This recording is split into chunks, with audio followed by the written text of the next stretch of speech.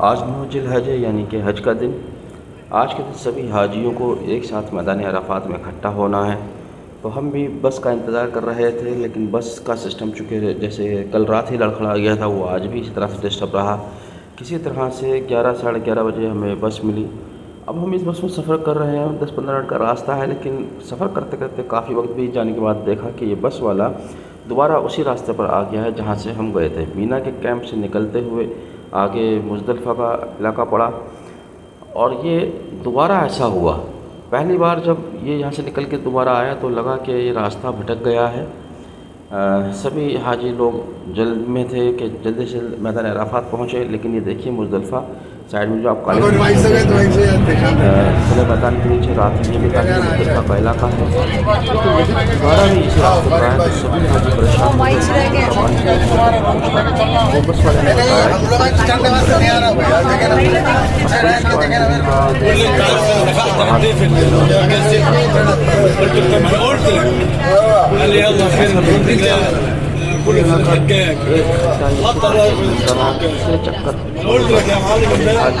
कहा कि आप हमें उतार दीजिए, यहाँ से पैदल चले जाएंगे। ये मुज़दलिफ़ा है शायद। वाले ने मुज़दलिफ़ा से थोड़ा सा आगे जाकर ये मुज़दलिफ़ा होगा यूनिवर्सिटी के सामने यही होगा, पलावरी पड़ा है। हाँ यही होगा ओपन मैदान अराफात रात की तैयारी है। गूगल मैप ओपन ग्राउंड ये लग रहा है। रुकने नहीं दिया, इसको कुछ नहीं था। उससे भी और 1 किलोमीटर उस तरह से बस का सफ़र हमें बहुत सुकून दे रहा था कि हम जल्द से जल्द पहुँच जाएंगे। वैसा नहीं हुआ, जल्दी में हमारी उम्मीदों पर पानी फिर गया और इन्होंने दोपहर से लगभग 12:15 साढ़े 12 बजे करीब तपते हुए जटिल मैदानों से हमें अपना आगे का सफ़र पैदल तय करना पड़ा। मेरे साथ माँ व्हीलचेयर पर और मैं तपता हुआ सड़क, तपता हुआ रेत, ऊपर खुला आसमान, ना कहीं छाँव है ना कहीं कोई ठिकाना। लेकिन मैं अकेला नहीं था, मेरे साथ ऐसे हज़ारों लोग थे। इसी साथ हुआ यानी कि और भी ऐसी बसेस थी जिनको पुलिस वालों ने वहाँ रोक दिया, जहाँ से मैदान अराफात 9.5 किलोमीटर पड़ता है। और जब हम मैदान अराफात के कुछ नज़दीक भी पहुँचे तो वहाँ ऐसा लगा कि अब आ गया है हमारा डेस्टिनेशन, लेकिन डिस्प्ले बोर्ड के बाद भी हमें लगभग 2-3 किलोमीटर पैदल चलना पड़ा। तो इस तपती हुई रेत में चलते चलते मेरी माँ की तबीयत खराब हुई, मेरी भी तबीयत खराब हुई। एक बार हम सब किनारे कुछ देर के लिए बैठे, वहाँ बिल्कुल बदबूदार हो चुकी थी मदद में। राहगीरों ने आते जाते थोड़ा बहुत पानी दिया, एक खातिन ने कुछ खजूर दिए, हमने वो खाए, थोड़ा सी बिरयानी चावल खाए। फिर उसके बाद लेकर मैं चल पड़ा। चलते चलते चलते चलते दोपहर में ये रास्ता पूरा होने का नाम नहीं ले रहा था। इसी बीच सड़क को क्रॉस करता हुआ एक अंडरपास फ्लाईओवर दिखाई दिया, जिसको शायद मेट्रो गुजरती थी। उस मेट्रो के नीचे भी हमने कुछ देर के लिए क़याम किया। चूँकि जैसे कि मैंने बताया कि मैदान अराफात पहुंचना हमारा एक टास्क था, हमारे हज का हासिल वसूल यही था। जो हाजी मैदान अराफात नहीं पहुंच पाएगा, वहाँ वक़ूफ़ नहीं करेगा, ज़ोहर और मगरिब के बीच में उसका वक़ूफ़ करना लाजमी, चाहे थोड़े ही वक्त के लिए करेगा। वक़ूफ़ नहीं किया तो उसका हज मुकम्मल नहीं माना जाएगा। तो देखिए अब यहाँ कहीं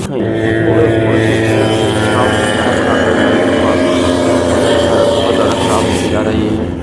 अब मैं भी डिहाइड्रेट होता जा रहा था, अपने ऊपर कंट्रोल खोता जा रहा था, लेकिन अल्टीमेट टास्क हमारी वही है कि हमें मैदान अराफात पहुंचना है, किसी भी सूरत में पहुंचना है। मैं थोड़ी देर आराम करने के बाद फिर अपना सफ़र शुरू किया है। कि देख रहे हैं आप, औरतें भी जा रही हैं, बुज़ुर्ग भी जा रहे हैं, बीमार भी जा रहे हैं, लेकिन ये मिसमैनेजमेंट है, क्या है, क्यों ऐसी सज़ा दी गई, इसके बारे में कुछ नहीं जानकारी मिली। ये बस चली गई, पुलिस प्रशासन ने ऐसा क्यों किया? ये बस चली गई। हालांकि ये देखिए बस जा रही है और भी बसेस हमारे सामने क्या हो। फिर हमारी बसों को रोक दिया गया। ये जगह है जहाँ पर मेरी माँ बदहवास होकर गिर पड़ी।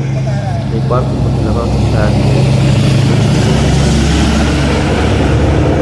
पानी डाला, मेरे पास ग्लूकोज था वो पिलाया। जब दोबारा उठी तो फिर से चलना शुरू किया।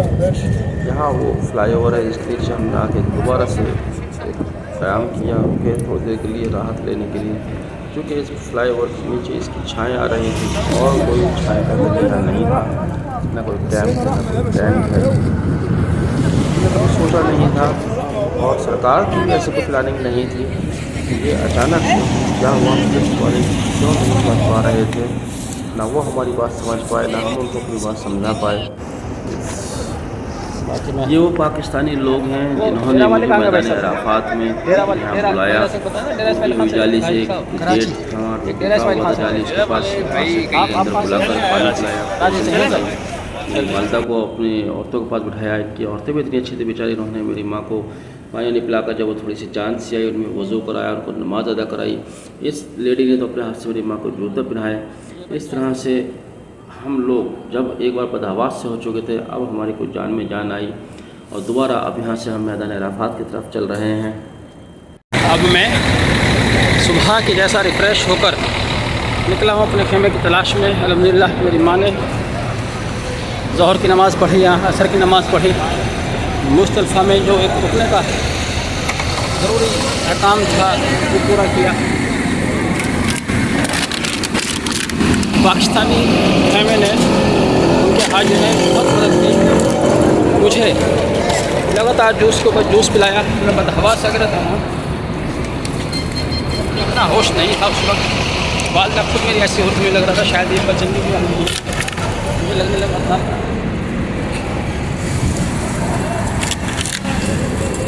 हाजी हाजी अभी लग गया, लगने लगा था कि शायद बचेंगे भी या नहीं, लेकिन अल्लाह का शुक्र है, अल्लाह का लाख शुक्र है, पहले से काफ़ी बेहतर। बहरहाल हर तरह के मरहले को पार करते हुए मैं सामने जबल रहमत पहाड़ है, मैं अपनी वालदा को ये पहाड़ दिखाना लाजमी था, उनकी भी तमन्ना थी।